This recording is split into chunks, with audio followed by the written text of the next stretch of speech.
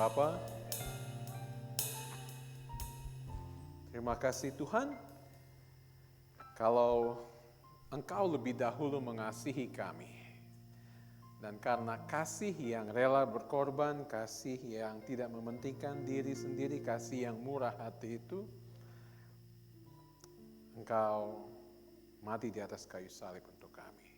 Dan ketika kami mau datang, berdoa bersama-sama, kami mau dikuatkan dengan pembacaan firman Tuhan ini, kami mohon Engkau urapi kami, Engkau berkati. Terutama Tuhan, hamba yang tidak layak ini yang sudah Engkau layakkan dengan darah-Mu yang kudus. Memohon Tuhan Yesus pakai hamba untuk menjadi berkat untuk setiap kami yang ada di dalam ruangan ini.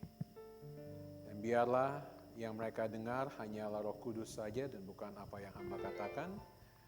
Dan yang mereka rasakan adalah sentuhan dari tangan Tuhan Yesus. Urapi kami, urapi saat pemberitaan firman Tuhan dan saat pelajaran firman Tuhan pada malam hari ini. Dalam nama-Mu kami berdoa. Amin. Silakan duduk, terima kasih. Retair, Ibu, terima kasih sudah mengundang Pak Edwin, Pak Tony, Bu Yani, teman-teman. Ini luar biasa jam doa di Taman Safari, full musik. Kalau minggu juga seperti ini, musisinya keren-keren juga, bagus, suaranya bagus. Saya agak deg-degan khotbah di depan mahasiswa saya. Satu semester ini dia mendengar saya ngajar mengenai khotbah. Jadi saya nggak takut khotbah di depan Pak Edwin, Pak Ir, karena nanti kalau mereka ada salah-salahnya mereka bilang biasalah. Tapi kalau Ricky bilang ini gimana, kemarin ngajarnya begini kok prakteknya begini, saya pikir waduh kacau juga, tapi ya Tuhan berkati. Lalu jam doanya ada tanya jawab lagi ya.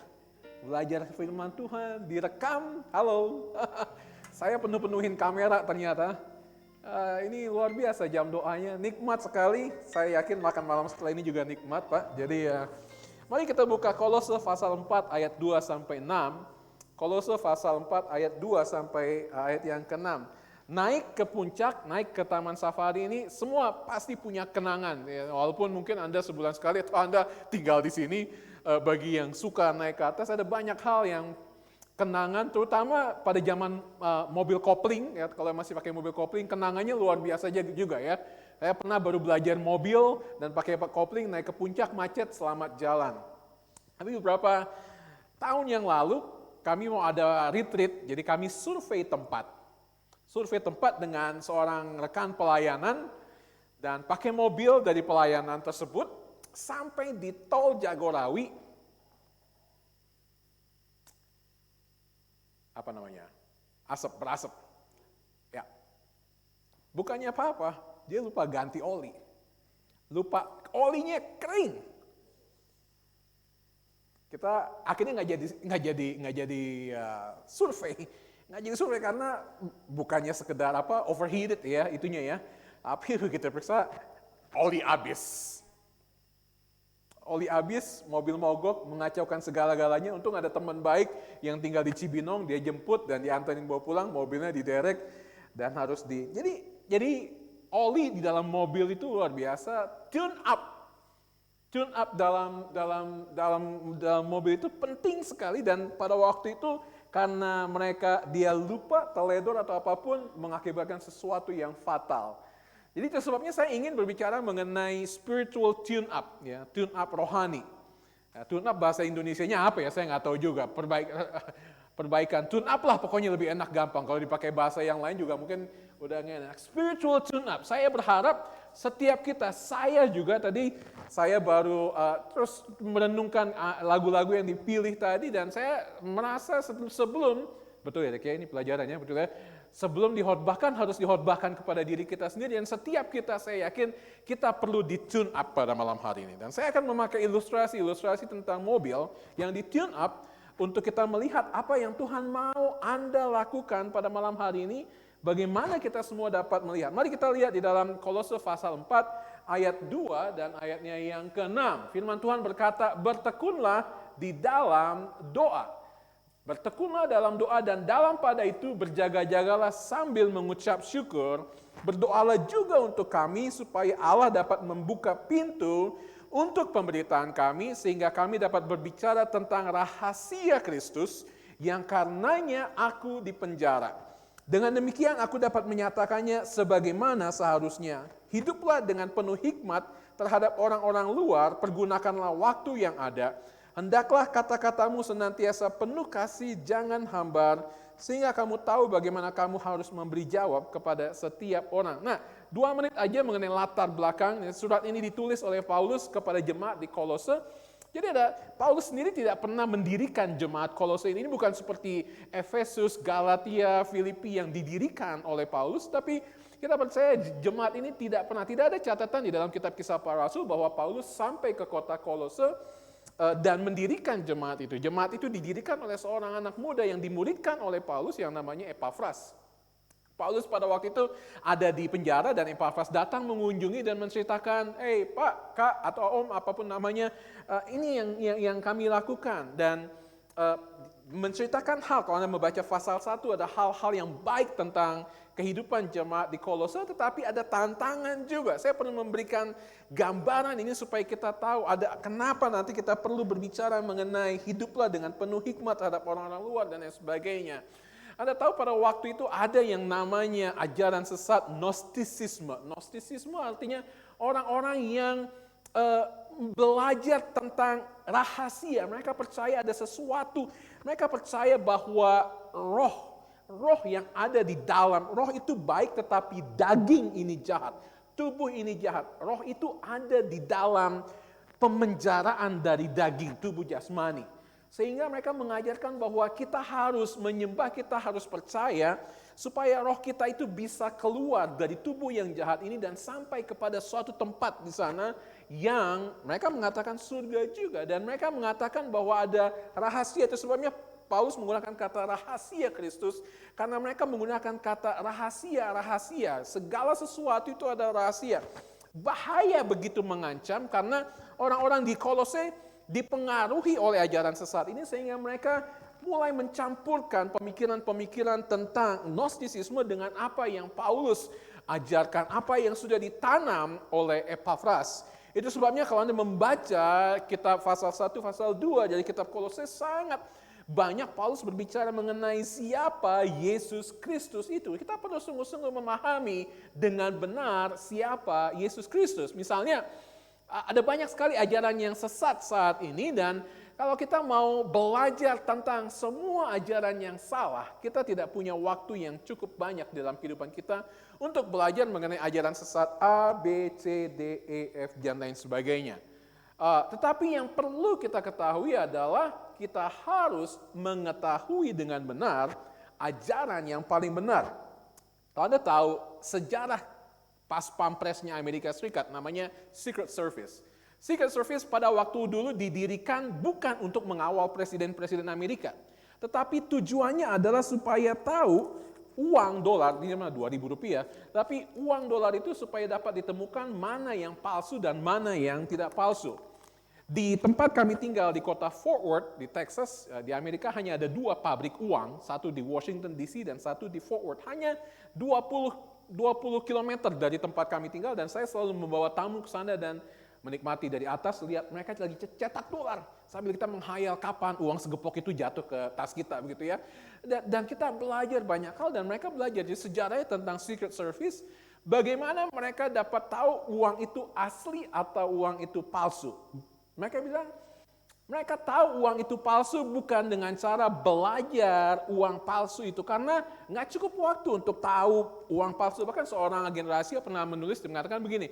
Mereka pun belajar yang asli. Jadi cara mereka adalah mereka mempelajari uang yang asli, dolar asli itu dengan amat sangat teliti. Karena memang rumit sekali mencetak uang-uang ini. Ada watermarknya, ada ini dan sebagainya. Dan bahkan mereka bilang, bukan saja mereka bisa menandakannya dengan tutup mata, tetapi mereka bilang kadang-kadang mereka harus bisa cicipin juga, mereka jilat juga mereka tahu rasanya apa yang asli dan palsu. Ini luar biasa cara mereka untuk mengetahui mana yang asli dan mana yang palsu. Di dalam kehidupan kekristenan kita, ketika kita mau belajar mengenai ajaran yang sesat, bukan dengan cara belajar sana sini, walaupun itu penting, tetapi yang harus kita lakukan adalah untuk belajar dengan sejati, dengan sungguh-sungguh siapa Yesus Kristus, apa yang diajarkan oleh firman Tuhan.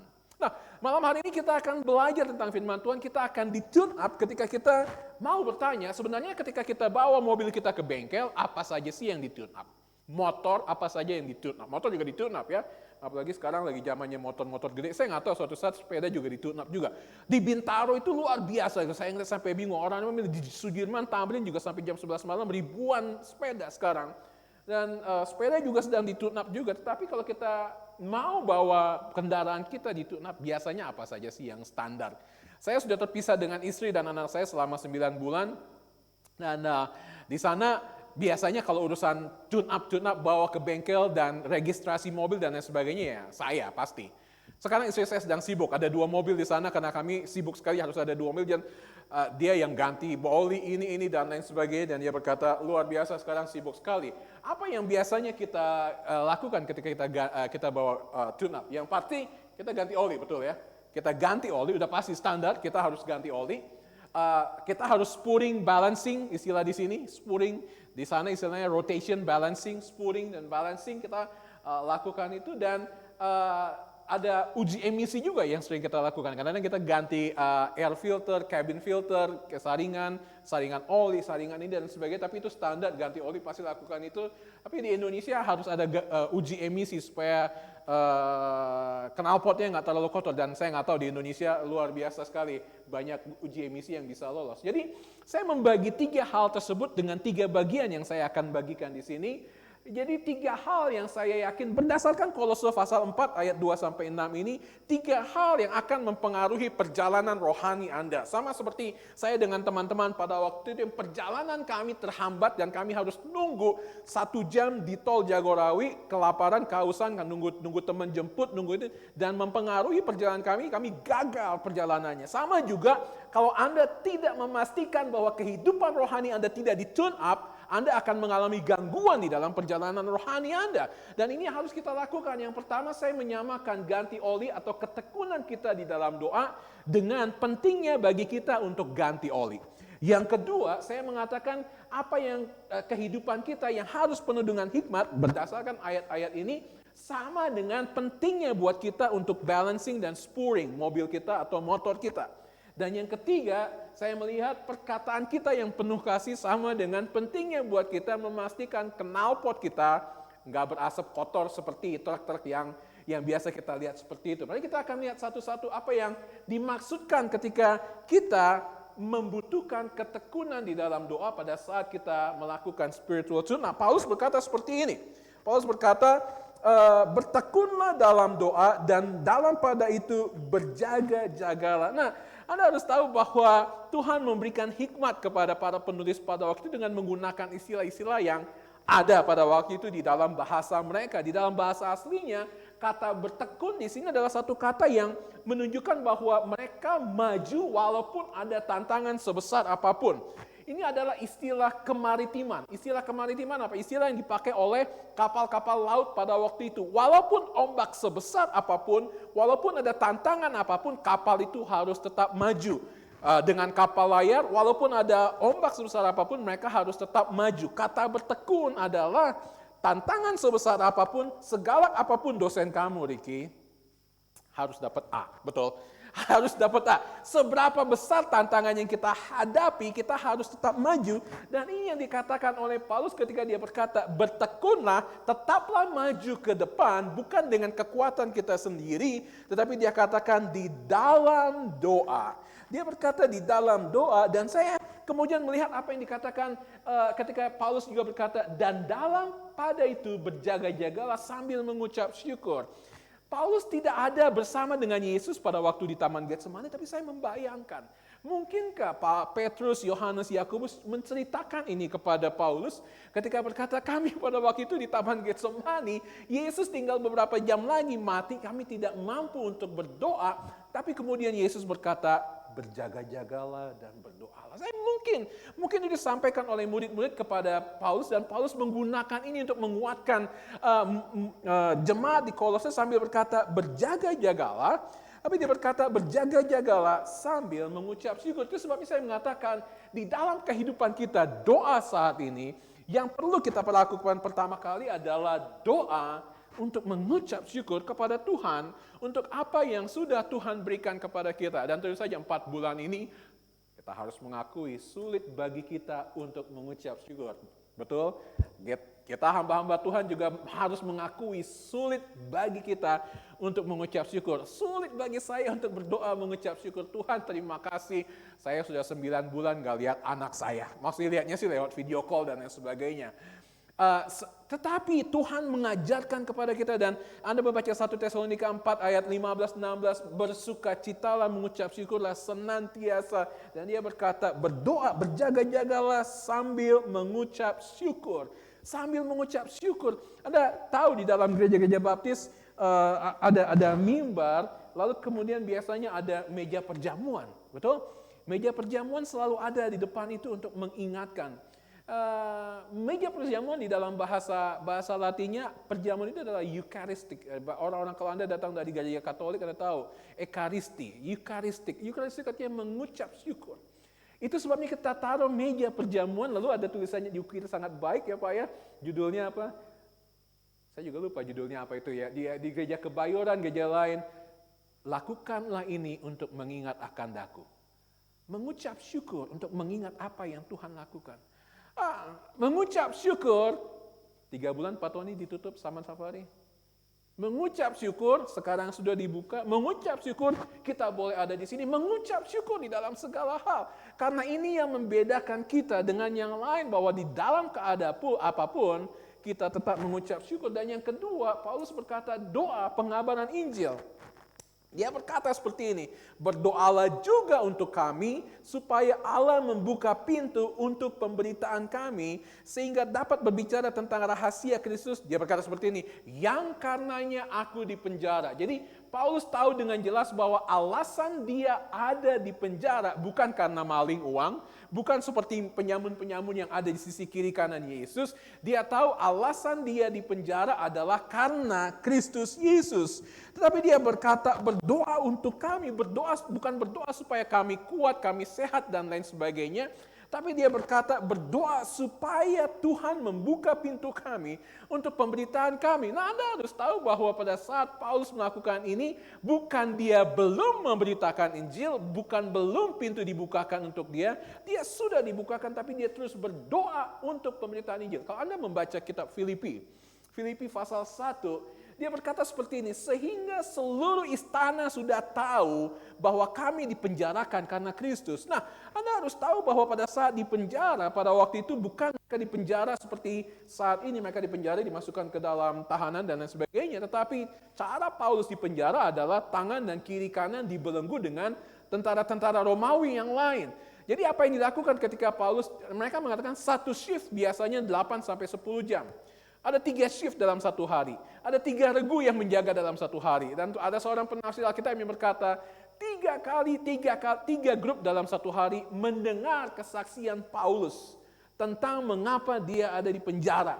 Sehingga Filipi pasal 1 mengatakan, sehingga seluruh istana tahu aku dipenjarakan karena Kristus. Nah, saya setiap hari membaca Alkitab bersama dengan istri dan anak-anak. Kami menyelesaikan kitab Kisah Para Rasul dalam 1 bulan Juni kemarin, dan ada hal-hal yang luar biasa yang kami lihat, apalagi ketika Paulus berbicara di depan Raja Agripa. Kalau Anda melihat pasal 26-27, Anda akan melihat sesuatu hal yang luar biasa. Saya baru melihat ketika membayangkan, Pendeta Edwin jago sekali dengan chronological storytelling, jadi dia pasti dapat menceritakan ini jauh lebih baik daripada saya. Tapi di dalam cerita dikatakan, Raja Agripa dan Raja Felix semuanya mengajak semua perwira-perwiranya ada di situ untuk mendengarkan Paulus, untuk mau mendengar kenapa Paulus diadili. Saya membayangkan, tadi Bu Iriana datang dengan 6 mobil satu itu, tapi ini ada 2 raja dan kemungkinan kita nggak tahu 100-200 orang mungkin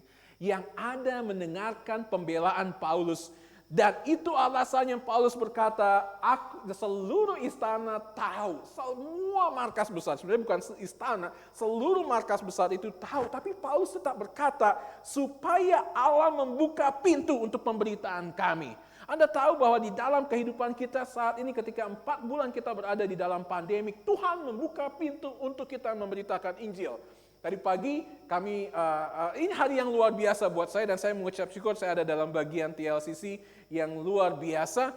Tadi pagi kami briefing dengan tim di Bandung yang akan membuat sekolah Injil liburan online dan kemudian hari ini saya harus minta izin kayak ke sini karena mereka ada final preview untuk besok Jumat dan Sabtu di online kan.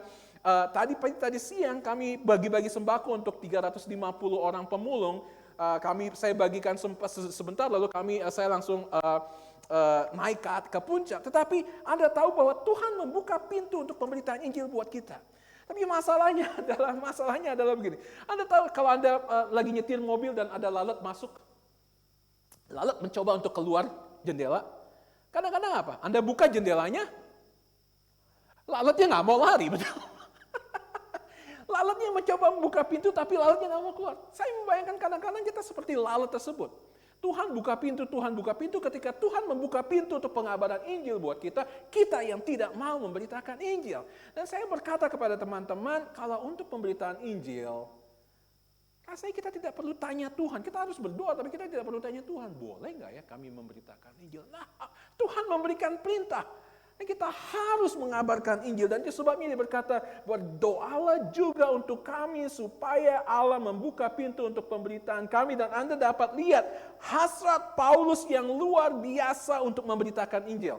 Anda membaca kitab Kisah Para Rasul, balik lagi kitab Kisah Para Rasul. Penting untuk Anda membaca kitab Kisah Para Rasul untuk mengetahui Galatia, Efesus, Filipi, Korintus, Tesalonika dan sebagainya. Baca kitab Kisah Para Rasul. Di dalam kitab Kisah Para Rasul ada siklus yang terjadi dalam kehidupan pelayanan Paulus. Ada siklus. Ada 4 siklus yang terjadi di situ. Pertama, Paulus memberitakan Injil. Siklus yang kedua adalah orang bertobat. Ketiga adalah ada tantangan, kadang-kadang penganiayaan, dia dilempar batu dan lain sebagainya di penjara. Yang keempat adalah dia pergi untuk memberitakan Injil di tempat lain. Lalu apa? Balik lagi ke siklus yang pertama. Anda lihat, 6-7 kali terjadi itu seperti itu. Pergi memberitakan Injil, orang bertobat, ada penganiayaan, mereka pergi ke tempat lain, bukannya menghindar dan lain sebagainya, tapi dia pergi untuk memberitakan Injil. Ketika kita bertanya tentang ganti oli kita, berdoa untuk pengucapan syukur. Tahukah Anda bahwa mobil keluaran tahun 2015 ke atas, sejak tahun 2015, setiap mobil itu harus pakai paling tidak semi-sintetis olinya. Jadi kalau tahun 2014 kita masih bisa pakai oli biasa-biasa aja. Tapi mobil sekarang tahun 2015 ke atas harus pakai sintetis. Waktu itu saya mau pakai mobil oli yang biasa aja. Orang bengkel bilang, sorry sir, 2015 ke atas nggak ada cerita. Harus pakai oli sintetis. Olinya lebih mahal, olinya lebih bagus, tetapi jarak tempuhnya, duransinya lebih. Kalau oli biasanya 5.000 km, oli sintetis bisa sampai 10.000. Apa maksudnya berbicara seperti ini? Kualitas. Ada teman saya di Amerika yang selalu ganti oli setiap 2.000 mil, padahal 5.000 mestinya ya. Dia berkata, semakin sering ganti oli, semakin bagus mesin saya. Kalau punya uang setiap 2.000. Saya bayangkan dengan ganti oli dengan kehidupan doa kita. Ada yang bisa bawa mobil kita tanpa oli? Ada dari Anda yang bisa berjalan 1 hari, benar-benar di dalam Tuhan tanpa doa. Ada di antara Anda yang bisa berjalan 1 minggu tanpa doa. Apakah kita bisa menjalankan gereja ini tanpa doa seperti ini?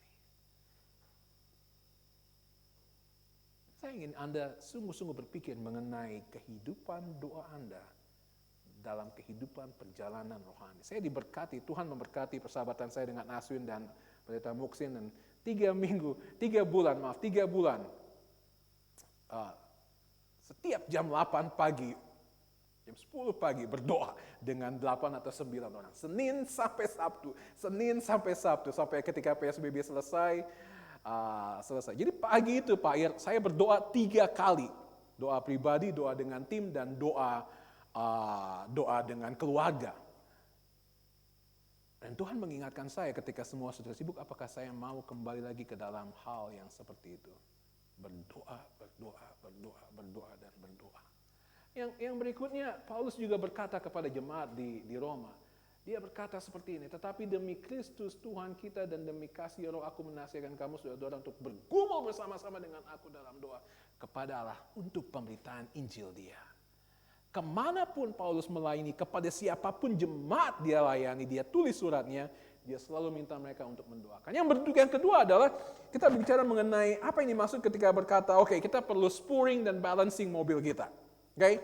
Dia berkata kita harus punya kehidupan yang penuh hikmat. Dia berkata di dalam ayat 4, hiduplah dengan penuh hikmat terhadap orang-orang luar, pergunakanlah waktu yang ada. Nah, ketika Anda tahu kenapa saya menceritakan latar belakang dari jemaat di Kolose dengan ajaran sesat yang ada, dengan penyembahan berhala yang ada pada waktu itu, supaya Anda tahu bahwa ketika Paulus berkata, hiduplah dengan penuh hikmat terhadap orang-orang luar. Orang-orang luar yang mencoba untuk mengajarkan pemahaman filosofi mereka tentang kebudayaan Yunani. Orang-orang luar yang mencoba mengajarkan mereka, ini loh rahasia sebenarnya tentang Gnostisisme dan lain sebagainya. Paulus berkata, hiduplah dengan penuh hikmat terhadap orang-orang luar. Dia tidak berkata, jangan hidup dengan mereka. Paulus berkata, engkau ada di dunia, engkau harus ada di situ, engkau harus hidup dengan penuh hikmat terhadap orang-orang luar. Dan dia berkata, pergunakanlah waktu yang ada. Kalau Anda lihat, dia berkata seperti ini, hikmat dan pergunakanlah waktu yang ada. Kita melihat ada korelasi di situ antara hikmat dengan waktu. Betul? Anda yang bekerja, Anda tahu Anda harus bekerja 8 to 5. Jam 8 sampai jam 5 sore. Ketika saya baru mulai program S3 saya, dosen saya berkata kepada saya seperti ini, Roni, ini program S3 adalah program yang berat. Kamu harus belajar jam 8 sampai jam 5 setiap hari. Seperti kamu bekerja jam 8 sampai jam 5. 40 jam setiap, 40 jam belajar setiap minggu. Dan lebih biasanya, lebih daripada itu belajar. Ada korelasi antara hikmat dengan menggunakan waktu yang ada. Dalam bahasa aslinya sebenarnya ini katanya redeem your time. Pergunakan, tebuslah waktu yang ada. Tebus waktu yang ada. Anda tahu ini ada bunyi kicauan burung yang enak ya di sini seperti itu. Tapi ada pepatah yang mengatakan early birds gets the best worm. Burung-burung yang keluar pagi-pagi akan mendapatkan cacing-cacing yang terbaik. Katanya kalau pagi-pagi, saya nggak tahu, Pak Edwin jago cocok tanam. Betul ya, cacing itu yang pagi-pagi katanya keluarnya yang terbaik. Jadi kalau burungnya keluarnya siang, nggak dapat cacing yang terbaik. Ada pepatah orang-orang yang bisnis juga mengatakan apa? Kalau rezeki dipatok ayam, apa? Nah, kalau bangun siang rezekinya dipatok ayam. Ada korelasi antara hikmat dengan menggunakan waktu yang ada. Ketika dia melihat apa yang dimaksud oleh Paulus ketika dia berkata, hiduplah dengan penuh hikmat terhadap orang luar. Saya yakin Paulus sedang berkata kepada kita, orang luar di sana harus lihat Roni Serwarwara punya hikmat dan harus bisa menjadi saksi bagi orang yang belum percaya. Ketika kehidupan kita adalah kehidupan yang tidak punya hikmat, kita akan menjadi orang-orang yang tidak bisa membawa kesaksian bagi orang lain. Penting kalau saya melihat bagaimana Anda membayangkan kehidupan rohani Anda bukan saja dengan oli, mesin yang perlu dengan oli, tetapi mobil yang punya ban yang di-setel dengan baik. Okay? Pada waktu kuliah teknik mesin angkatan bersemester 1 dibotakin semua, dan setelah dibotakin saya teknik mesin Institut Teknologi Indonesia, kami dari Serpong kami harus pergi ke Sukabumi dan naik truk. Wah, senang naik truk ya. Naik truk kami akan digembleng selama 3 malam. Jadi dalam perjalanan ke Sukabumi senang sekali, dan saya berdiri di belakang di bak dan sambil lihat ke jalanan, sambil lihat ke sana. Saya dengan 3 teman ini udah hampir sampai, lagi naik di dekat Cipelang pada waktu itu. Dan saya lihat ke bawah dan kami ngomongin, kok bannya maju mundur seperti ini bannya. Ban truk itu kami ada 30-40 anak mahasiswa di situ. Kami kok bannya maju mundur. Kita bilang, woi, bannya mau lepas Pak. Banyak kan itu bilang, pir, stop. Dan supirnya stop. Saya merasa itu penyertaan Tuhan yang luar biasa. Karena bannya benar-benar mau lepas. Saya nggak bisa membayangkan kalau kami nggak memperhatikan ban itu. Dan ban itu lepas.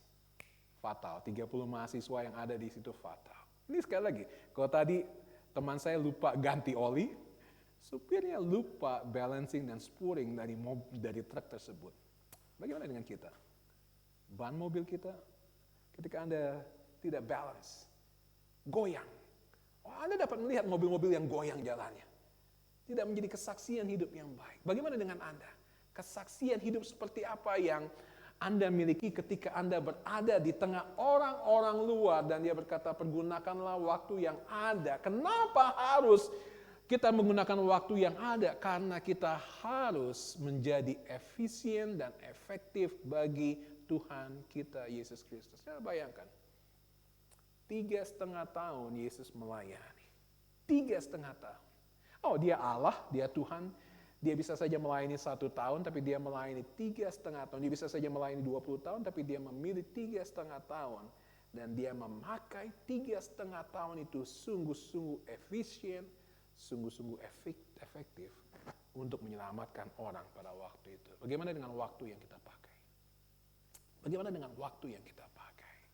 Apakah kita punya hikmat? Dan kalau kita berbicara mengenai hikmat, apakah kita ingat apa yang dikatakan oleh Yakobus? Tuhan, saya nggak punya hikmat. Yakobus berkata, tetapi apabila di antara kamu ada yang kekurangan hikmat, hendaklah ia memintakannya kepada Allah. Oke?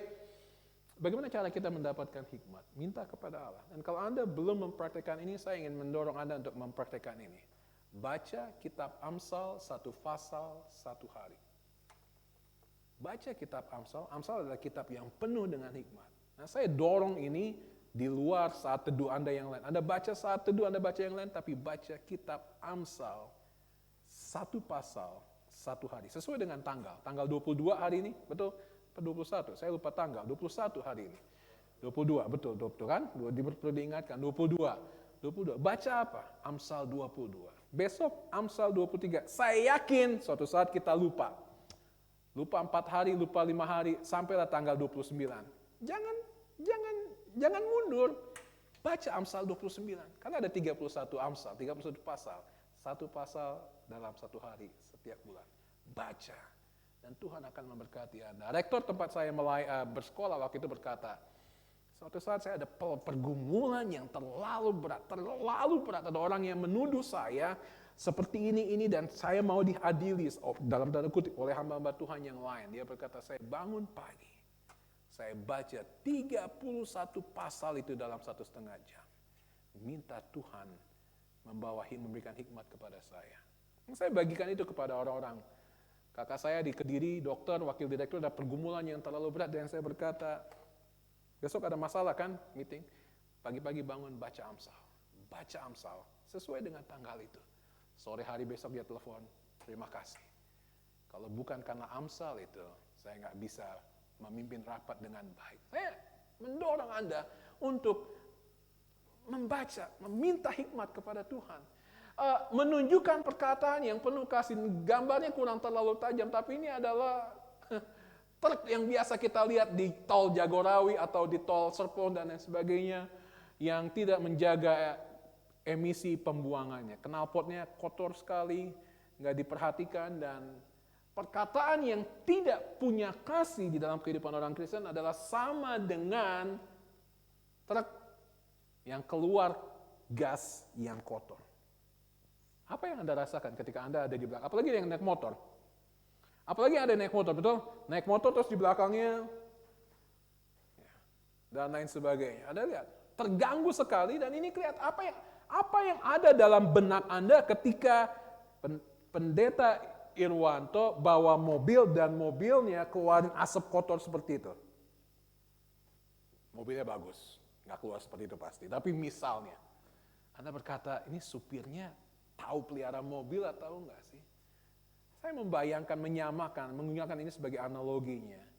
Perkataan yang kotor, perkataan yang tidak punya kasih adalah seperti ini. Hendaklah kata-katamu senantiasa penuh kasih, dalam bahasa aslinya jangan hambar itu dibumbui. Tapi penerjemah lain mengatakan jangan hambar, harus dibumbui. Kata-katamu harus ada garamnya.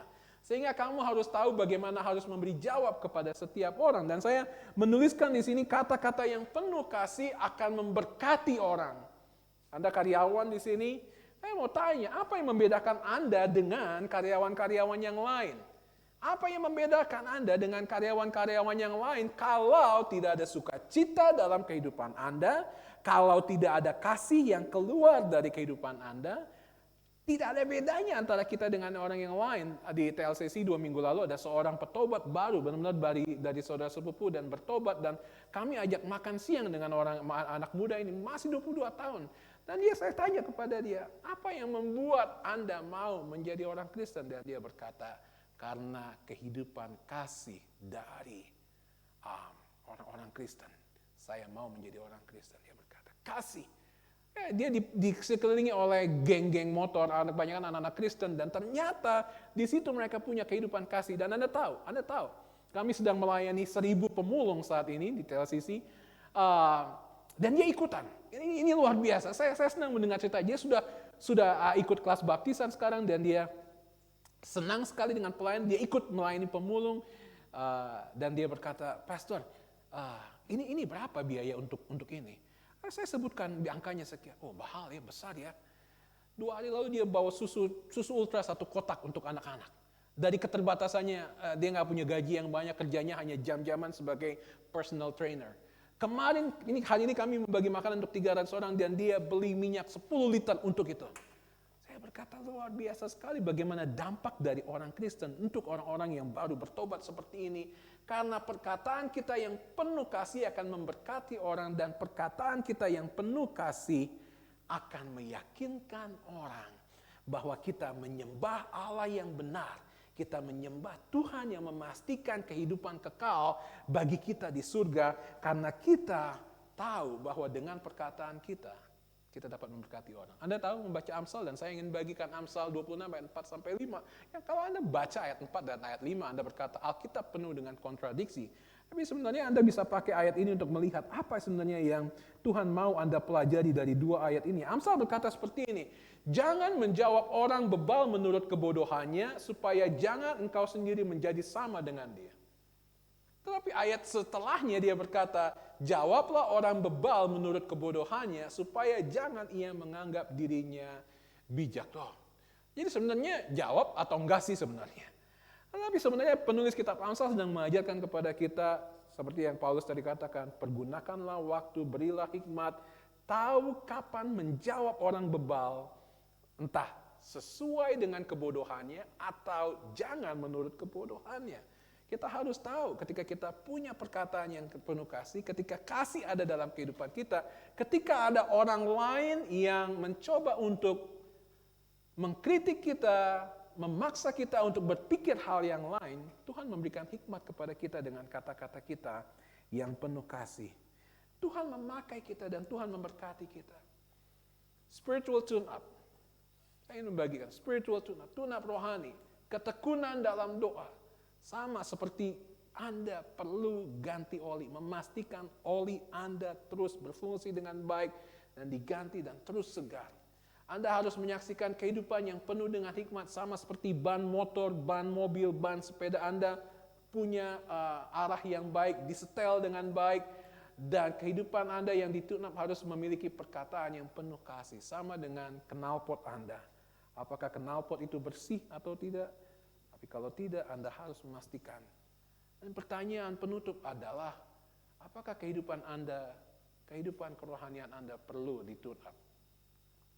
Sekarang dengan kepedulian check up yang luar biasa, setiap tahun kita ada annual, kita harus periksa check up jasmani, kesehatan.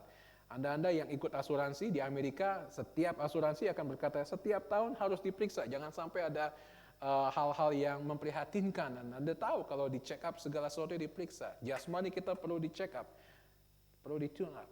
Tetapi kerohanian kita perlu di tune up. Malam hari ini pertanyaannya adalah, bagian mana yang perlu di tune up, perlu diganti, perlu diperbaharui? Kalau ada, Anda harus datang kepada Tuhan. Malam hari ini berkata, Tuhan, malam ini saya diingatkan, saya ditegur, bahwa ada bagian dalam kehidupan rohani saya. Saya masih punya amar, iri hati terhadap rekan kerja saya. Saya belum pernah menyelesaikan masalah saya dengan rekan kerja saya. Saya belum pernah rekonsiliasi dengan mitra saya. Saya belum pernah menyelesaikan segala sesuatu. Anda tahu, di dalam pekerjaan kita di company sebesar ini tidak mungkin tidak ada konflik. Ada konflik. Saya hanya bertanya, apa yang orang lihat dari kita ketika kita orang Kristen tidak memaafkan, tidak mengasihi, tidak memiliki kehidupan yang berbeda dengan orang lain. Bapak, hamba berdoa supaya hamba bukan sekedar mengajar, tapi hamba menguatkan sahabat-sahabat yang ada di dalam ruangan ini. Hamba berdoa Tuhan Yesus untuk semua karyawan yang ada, yang berdoa bersama-sama, biarlah mereka akan melihat firman Tuhan ini. Dan mereka dikuatkan, diteguhkan, mengerti lebih dalam lagi apa yang Tuhan mau mereka lakukan untuk meningkatkan kualitas kehidupan kerohanian mereka dan untuk mendekatkan diri mereka supaya lebih seperti Yesus Kristus. Dalam namamu kami berdoa, amin. Terima kasih. Pak Ian, ada tanya jawab katanya. Mudah-mudahan tidak susah pertanyaannya. Silakan kalau ada yang mau bertanya sesuai dengan apa yang dibagikan tadi atau apa saja yang mungkin ada dalam pergumulan. Kita punya waktu sedikit ya Pak Ian ya. Kita punya waktu sedikit. Kalau ada apapun pergumulan, kebingungan dan lain sebagainya tentang ayat Alkitab, tentang ayat-ayat ini atau tentang ayat-ayat yang lain. Saya berani, saya nggak takut dengan pertanyaan Anda karena ada 2 rekan yang lain. Kalau saya nggak bisa kan, ya udahlah. Ada cerita tentang seorang supir dari profesor. Supir dari profesor ini kemana-mana profesornya bawa seminar, dia ikut. Dia nggak duduk di mobil tuh, dia duduk di belakang, dia dengerin semua. 5 tahun dia ikutin seminar, dia berkata kepada profesornya, Pak, kayaknya saya bisa lah gantiin Bapak nih bawa seminar seperti ini, saya udah hafal semuanya. Oh iya, ya udah, besok ya. Orang-orang kan nggak ada yang tahu, di acara yang baru dia bawa seminar. Luar biasa, hafal segala sesuatu, sampaikan dengan baik. Dan dia perkenalkan profesor sebenarnya seperti supir dia. Ya ini supir saya, gantian. Saat tanya jawab, gak bisa dia. Pertanyaannya susah sekali. Cuma karena PD-nya udah tinggi sekali, dia berkata, pertanyaan gampang itu mah bukan saya yang jawab, supir saya yang jawab, oke? Profesor yang aslinya yang jawab beneran. Jadi kalau ada pertanyaan yang gampang, yang susah, saya berkata, Pak Ir aja yang jawab. Silakan. Apa aja?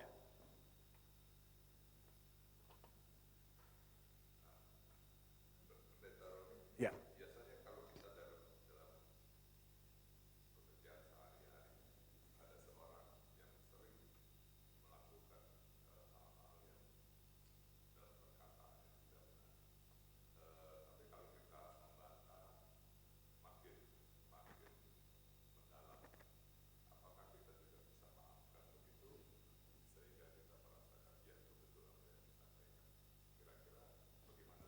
Saya rasa itu tadi Pak yang dimaksudkan oleh penulis kitab Amsal.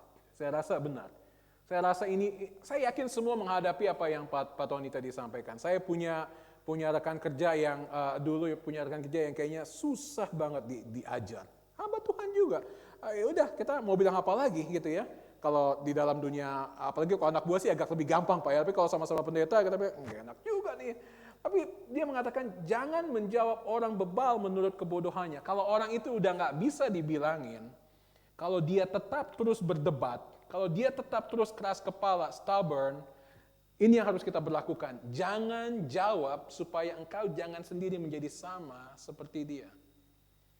Tetapi ada waktunya ketika orang itu harus ditegur supaya dia tahu bahwa dia salah. Ada waktunya ketika dia terus seperti itu kita harus mengatakan. Tetapi saya mengatakan kepada teman-teman ini ilmu untuk pengabaran Injil. Kita selalu mengatakan jangan berdebat dengan orang untuk pengabaran Injil. Kenapa? Buang waktu. Kalau orang mau berdebat dengan kita, bawa dia ke seminar, bawa dia ke STT Baptis Jakarta, selalu berdebat di sana. Tapi kalau untuk pengabaran Injil, jangan berdebat, membuang waktu kita. Utusan Injil yang akan dikirim oleh TLCC dan JBC, Pak Abraham Supena, orang yang luar biasa. Dia pergi dari Bintaro ke Karangtengah, nyasar ketemu dengan orang, menginjili orang yang katanya Kristen, dan dia berkata, Pak Roni ikut saya ketemu dengan orang tersebut. Kita pergi. hanya lewatnya jalan-jalan motor. Saya berkata, kenapa nggak lewat tol aja? Saya nggak tahu Pak jalan lewat tol. Jadi oke, saya berkata, padahal saya tahu lewat tol man, tapi karena dia yang tunjuk jalan sampai sana. Ketemu di sana dengan orang ini setelah setengah jam kami bicara, orang ini punya keyakinan yang agak aneh. Dan dia mau bagikan keyakinan itu kepada kita. Seharusnya Senin kemarin dia ketemu dengan kita di Aviari. Saya berdoa dan berkata, ini orang akan berdebat dengan kita. Kita nggak punya waktu. Kenapa? Waktu kita lebih baik dipakai untuk menginjili orang yang belum bertobat daripada berdebat dengan orang yang setengah Kristen. Saya nggak percaya sih istilah setengah Kristen, tapi mau mendebatkan keyakinannya kepada kita. We don't have time for that. Dengan orang-orang karyawan yang seperti ini atau rekan kerja yang seperti ini, saya merasa baik lagi kepada apa yang dikatakan Paulus dalam kitab Kolose, pergunakanlah waktu yang ada. Orang itu seperti itu terus, seperti itu terus, seperti itu terus, seperti itu terus. We're wasting our time. Tegur, kalau tidak mau tegur juga, ya gampang juga sih kalau kita di company Pak ya, SP3 aja kan. Mudah-mudahan menolong, tapi seringkali saya punya pepatah orang yang nggak bisa dibilangin, biarlah Tuhan yang akan mengajar dia dan dia akan suatu saat belajar dari kesalahannya sendiri. Mudah-mudahan Bapak lebih punya asam dan garam daripada saya dalam dunia usaha. Tapi memang yang kita perlukan sebagai orang Kristen adalah Amsal, penuh dengan hikmat. Thank you Pak, pertanyaannya baik sekali. Silakan. Jangan malu.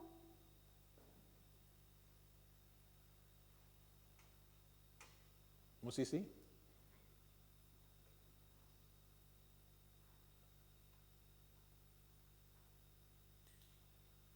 Kalau tidak ada yang bertanya, saya bertanya.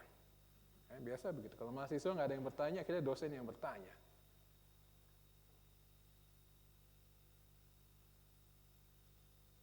Saya mau bertanya seperti ini. Oke.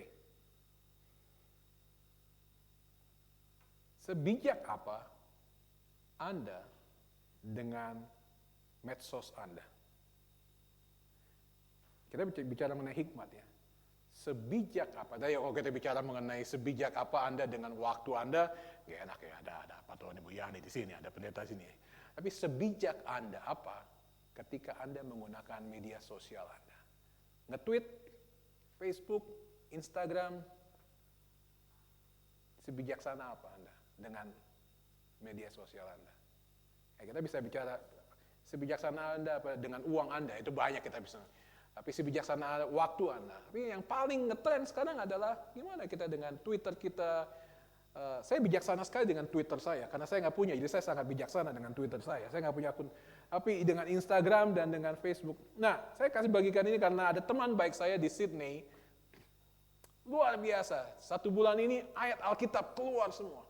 Ayat Alkitab. Saya bilang, wah hebat sekali, bagus sekali ayat Alkitabnya. Dia berantem dengan adiknya. Keluarlah semua kata-kata makian terhadap adiknya di Facebook. Bla bla bla bla bla. Dan saya baca ada 60 komen. Berarti orang-orang pada menguatkan atau bukan orang-orang ngomong, dia sama adik-adiknya balesan di Facebook itu. Nah, baru 2 minggu sebelumnya ayat Alkitabnya penuh dengan Facebook penuh dengan Alkitab. Tapi mengucap syukur, saya ingin tegur dia, tapi ada orang lain yang tegur dan akhirnya dia meminta maaf, dia hapus semuanya, dia bilang, saya sudah rekonsiliasi. Saya berkata, medsos Anda akan menunjukkan. Anda berkata, saya nggak punya kata, tapi medsos Anda akan menunjukkan siapa Anda di tengah-tengah dunia yang jahat seperti ini. Oke? Terima kasih. Kelihatannya ada dua kemungkinan. Om saya berkata, kalau kelas yang Anda ajar tidak ada pertanyaan, antara satu, Anda mengajar dengan begitu baik, semua mengerti, atau kedua, Anda tidak mengajar dengan baik sehingga orang semua bingung. Saya pikir mudah-mudahan antara 1 dan 2. Tuhan memberkati. Terima kasih.